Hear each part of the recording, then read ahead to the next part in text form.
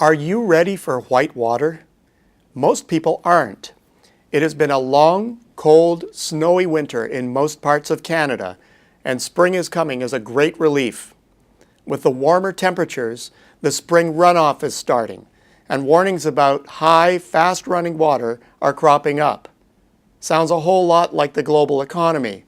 It has been a long winter of hobbled growth and frequent storms that have threatened to bring things to a standstill. But the long-anticipated thaw is happening, and water levels are rising. We are heading toward economic white water, and many still have a winter mentality. Can we handle what's ahead? It sounds fanciful, perhaps a bit mad. Let's face it, there are some who are 6 or 7 years into their careers and have never yet shot the economic rapids. And there are likely experienced paddlers out there who have lost the knack. It can get comfortable gliding along a still lake, not realizing that the water levels are rising. So, if a rapid rise is happening in the world economy, what is the proof? Check out the key indicators. Sure, they dipped earlier this year, but the severe North American winter was largely responsible. Barring that, the OECD leading indicator has risen in 17 consecutive months, and early indications suggest more is on the way. Also, governments will be a far smaller drag on growth, as restructuring will be completed this year and next. Then there's pent-up demand, most obvious in the US economy. Home building is far behind the needs of the population, and inventories of available dwellings are getting perilously low, suggesting a resumption of the building boom. Americans are still driving clunkers, but can now afford to get out of them into something newer.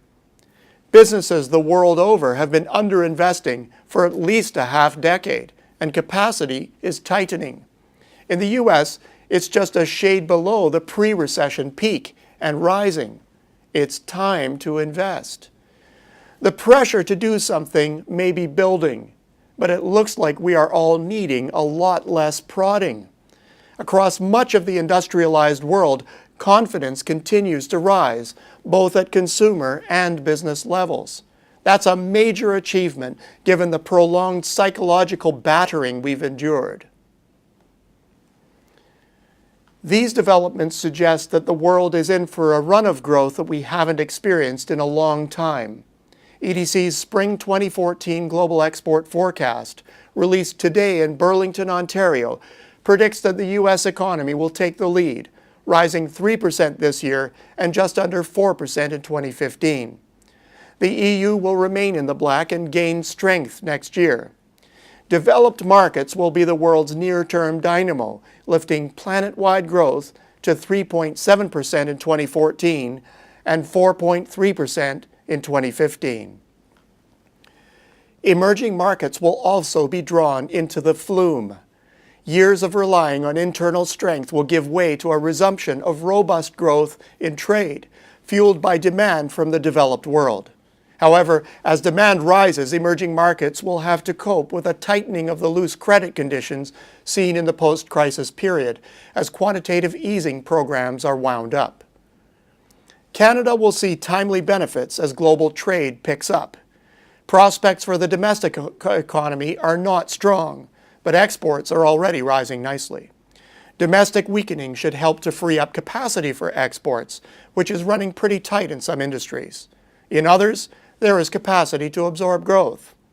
And as companies are generally flush with cash, we expect a significant increase in business investment through 2015.